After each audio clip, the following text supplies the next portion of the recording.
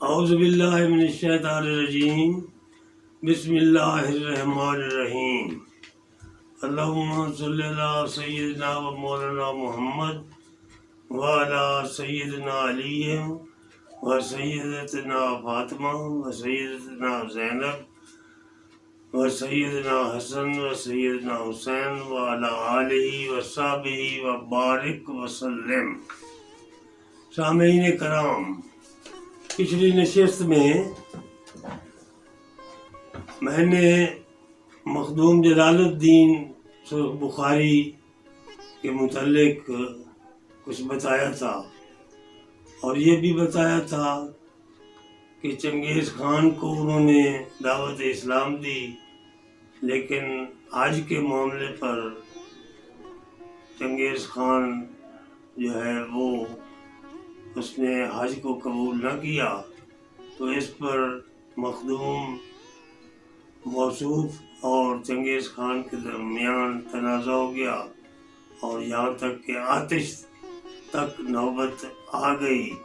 لیکن آتش نے مخدوم موصوف کو کوئی گزارش نہ پہنچائی، جس پر چنگیز خان جو ہے وہ حیران ہوا اور اس نے اسلام قبول کر لیا اور اپنی بیٹی جو ہے وہ مخدوم موصوف کے نکاح میں دے دی، جس کا نام جو تھا وہ زینب رکھا گیا۔ تو اس نشست میں آپ سامعین کو یہ بتانا چاہتا ہوں کہ مخدوم جلال الدین سرخ بخاری ایک بہت ہی برگزیدہ ہستی تھے، اور وہ اچ قدور جو کہ بخارا کے نزدیک ہے وہاں پر پیدا ہوئے، اور انہوں نے اسلام کی تبلیغ کا بیڑا اٹھایا اور ہر وقت اسلام کی تبلیغ میں ہی مصروف رہے، اور علم و عرفان جو ہے بخارا کی سرزمین میں وہ پھیلایا۔ تو روایت ہے کہ تقریباً 1500 علماء اجل نے ان سے استفادہ کیا۔ جہاں تک عوام الناس کا تعلق ہے اس کا تو کوئی شمار بھی نہیں ہے۔ مخدوم موصوف 1242 عیسوی میں ہندوستان کی طرف انہوں نے آنے کا قصد کیا، اور تقریباً 46 سال تک وہ بخارا کی سرزمین میں تبلیغ اسلام کرتے رہے اور علم و عرفان پھیلاتے رہے۔ تو 1242 میں وہ ہندوستان کی طرف چلے۔ ان کا چونکہ مخدوم موصوف جو تھے ان کا ننیال جو تھا وہ سلجوقی خاندان تھا، اور انہوں نے خود جو ہے توران کے شہنشاہ کی بیٹی سے شادی کی تھی، تو اس لیے جگہ جگہ پر مخدوم موصوف کا استقبال ہوتا رہا، یہاں تک کہ جب وہ جلال آباد کے قریب آئے تو جلال آباد بھی روایت ہے کہ مخدوم موصوف نے ہی بسایا تھا، اور ان کے نام گرامی پر اس کا نام جلال آباد رکھا گیا۔ پھر بعد میں آپ ہندوستان میں داخل ہوئے، اور اس دن سے آپ کو نزیل ہند کا لقب جو ہے وہ دیا گیا۔ تو پہلے وہ جنگ تشریف لائے اور یہاں پر جنگ سیالہ جو ہے وہ شہر آباد کیا۔ اس کے بعد ملتان تبلیغ اسلام کرتے ہوئے ملتان پہنچے، اور وہاں پر مخدوم بہاؤالدین زکریا ملتانی سے ان کی ملاقات ہوئی، کچھ عرصہ وہاں ملتان میں رہے، اور اس کے بعد وہ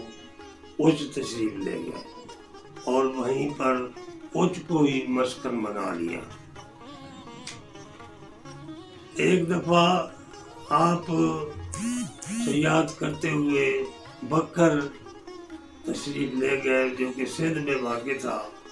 اور وہاں ان کی ملاقات جو ہے سید بدر الدین بکری سے ہوئی، اور وہاں پر آپ نے سید بدر الدین بکری کی بیٹی سے رشتہ کرنے کی خواہش ظاہر کی، تو سید بدر الدین نے ان سے یہ کہا کہ مجھے اپنی سید ہونے کی سند دکھائیں۔ تو آپ نے مخدوم جلال الدین بخاری نے سید بدر الدین کو یہ کہا کہ رات کو آپ کو اس کی سند مل جائے گی۔ تو روایت یہی ہے کہ رات کو سید بدر الدین بخاری کی زیارت اس نے زیارت کی نبی کریم صلی اللہ علیہ وسلم سے، اور نبی کریم صلی اللہ علیہ وسلم نے یہ فرمایا کہ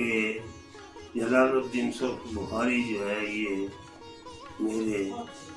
بیٹے ہیں اور ان کی سید ہونے میں کسی قسم کا شک و شبہ نہیں ہے۔ تو دوسرے دن سید بدر الدین نے مخدوم جلال الدین بخاری کو اپنی بیٹی کا رشتہ نکاح میں دے دیا۔ مخدوم موصوف جو ہے یہ شہاب الدین سہروردی اور خواجہ قطب الدین بختیار کاکی، خواجہ معین الدین چشتی، بہاؤالدین زکریا ملتانی، خواجہ فرید گنج شکر اور شہباز قلندر اور خواجہ فرید الدین عطار اور صدر الدین صابر کلیر کے ہم اثر تھے۔ ایک دفعہ لڑکپن میں ایک کرامت کا ذکر کیا جاتا ہے